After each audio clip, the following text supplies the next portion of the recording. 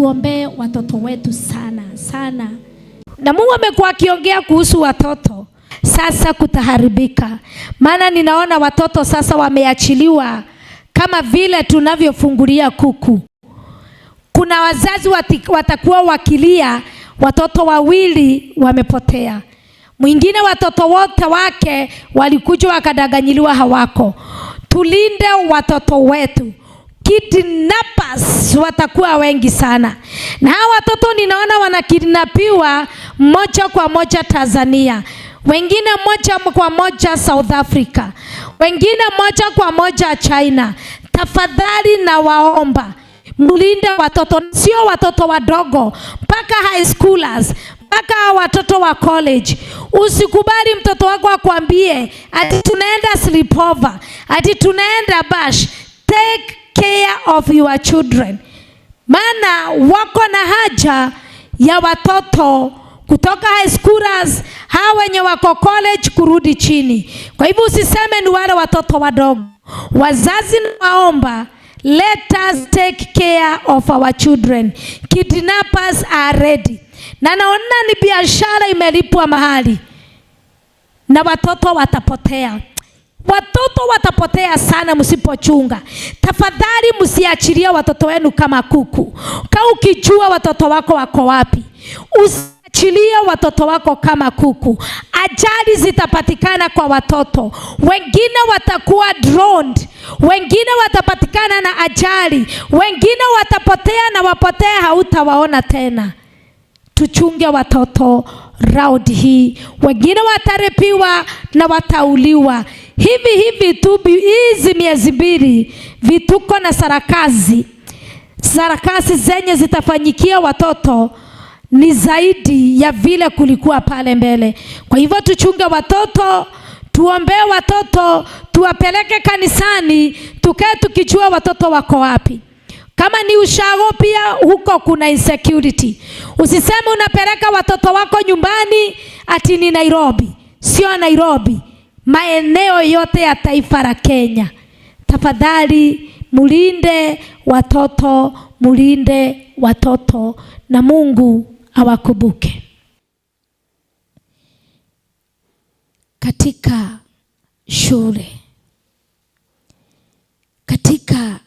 shule zote ningesihi,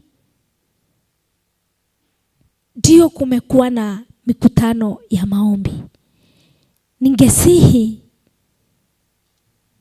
kuwe tukielekezwa ama mkielekezwa na maombi ya kuombea watoto. Tafadhali na waomba, tufundishe watoto wetu kuomba na kujiombea kutoka shule na nyumbani na makanisani. Tufundishe watoto wetu. Kuna target kubwa, na hii ni ujumbe wa pili kuhusu shule. Umefika wakati watoto walio shule waanze kuuza wenzao. Hivi karibuni kuna shule, boarding schools, high schools. Sisemi ni moto. Kuna watu ninahisi watakuwa na access ya kuingia kama shule za wanafunzi za wasichana, na watapewa access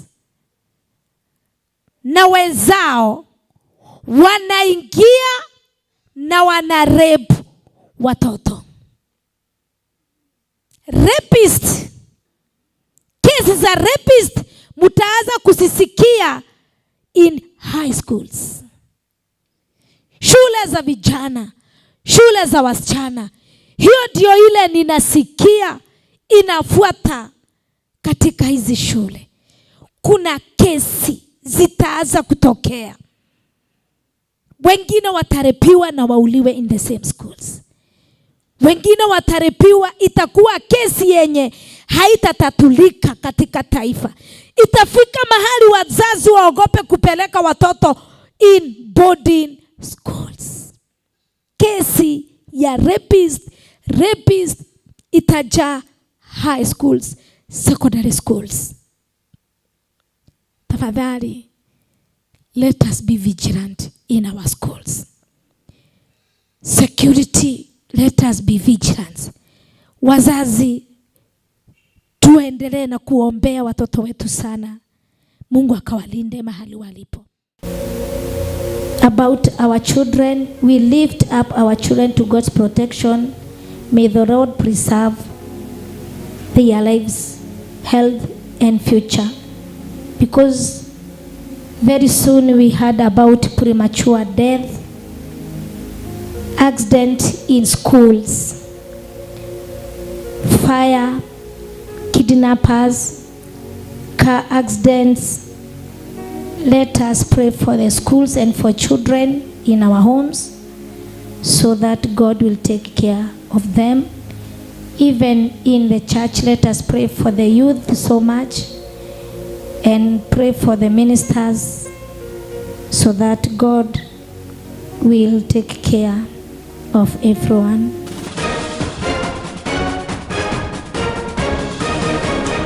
Travis Wanjohi, who went missing on 30th March, was discovered with his body badly decomposed and some body parts detached, raising questions over the cause of death.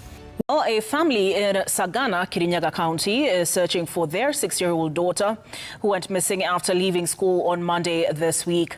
Chantal Nekesa was captured on CCTV footage walking alongside an unidentified man in her village shortly after leaving the school compound. The family's search mission has so far yielded no results, despite reporting the matter at Sagana police station. Nasema yule akona mtoto ni vyema tu arudisha yule mtoto ili familia iwe na utulivu. Statistics from the Ministry of Gender, Culture and Children Services shows 10,581 cases of missing children were reported nationwide between January last year and March this year. Of this, 6,820 were cases of abandonment, 1,952 abduction cases, and 173 cases of trafficking. Guys, something suspicious is really happening. I did a video raising alarm, questioning whether there is an organization that is dedicated to selling kids in this country. And after 400,000 views, the video has magically disappeared. It has been removed from my TikTok account, and it has been stipulated that I violated community guidelines. But what's more suspicious is that I've not been given an opportunity to appeal. That video has disappeared completely. So this is what we're going to do. In the next 48 hours, not 48 hours, today is on Thursday. On Thursday, 7 p.m., I'm going to go live. And if you have a story to share about the kids who are disappearing in this country, I want to document everything and I'll share it everywhere. A growing number of cases involving missing school children, some later found dead or injured under disturbing circumstances, has triggered fresh concern over the safety and mental well-being of learners across the country.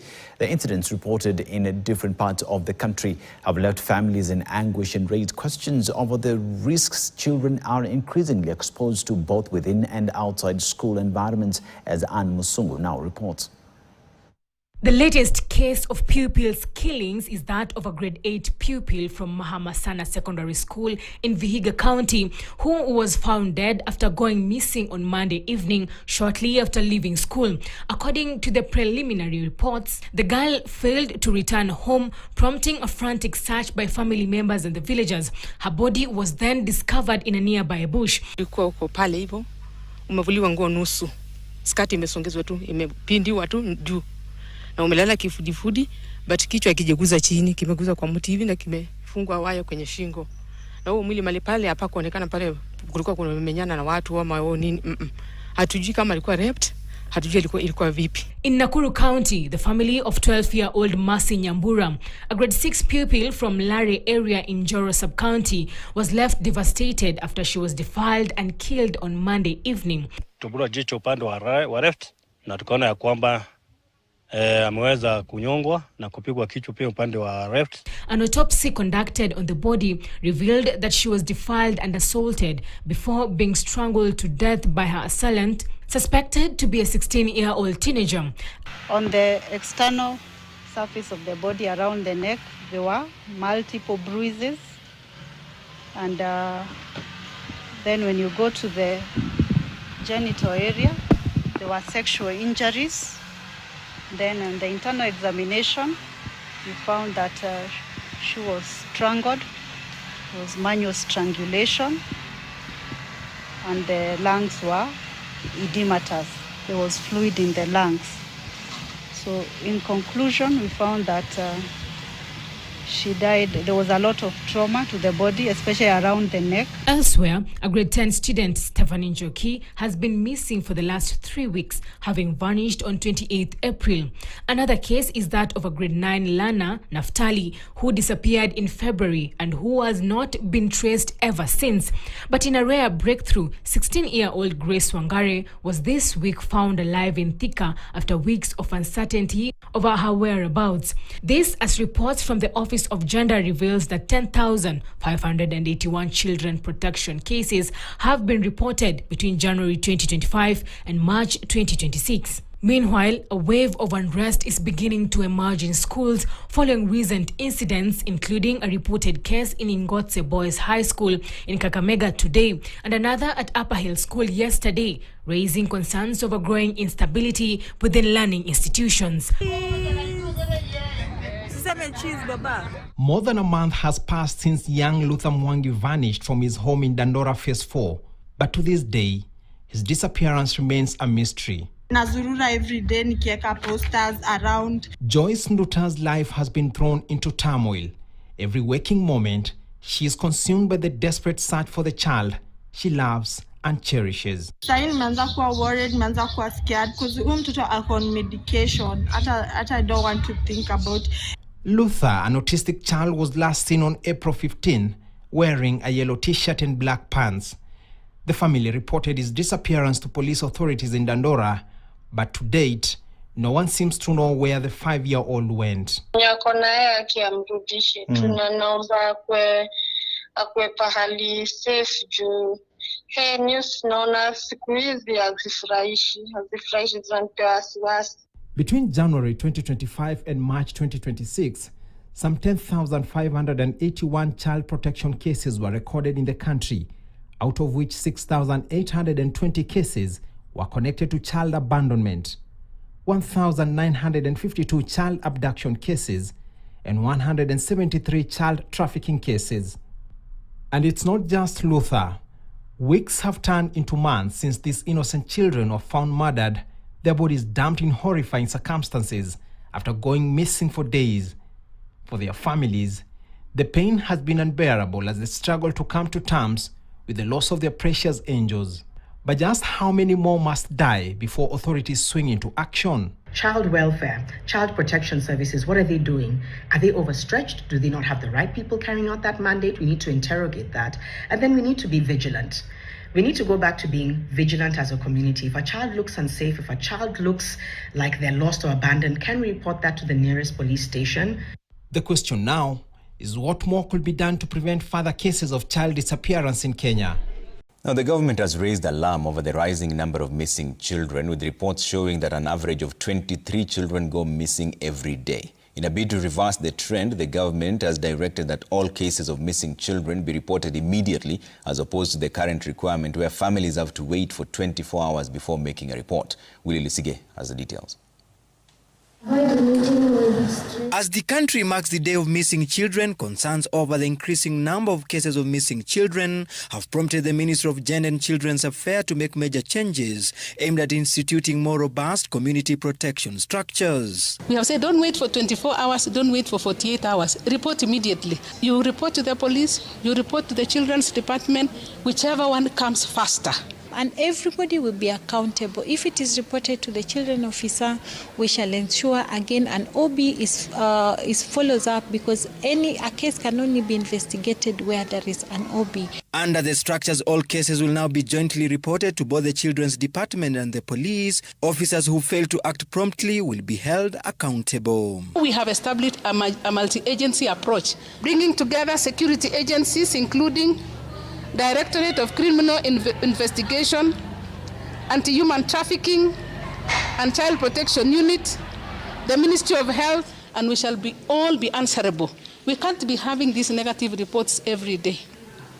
Children are our heritage. According to the Child Protection Information Management System under the Directorate of Children's Services, government institutions are currently caring for over 44,000 children whose parents have not yet been identified. The report also shows 1,636 missing children cases, 1,952 abductions, 6,800 cases of abandonment, and 173 trafficking cases. There are 44,000 children in our charitable institutions who are being taken care of by the government, and we want the parents with missing children to get in touch with the State Department for Children's Services, who will guide on the process of identification and reunion with their lost children. A special committee is also expected to be formed to probe the cases and recommend long-term solutions. Tuombee watoto wetu sana.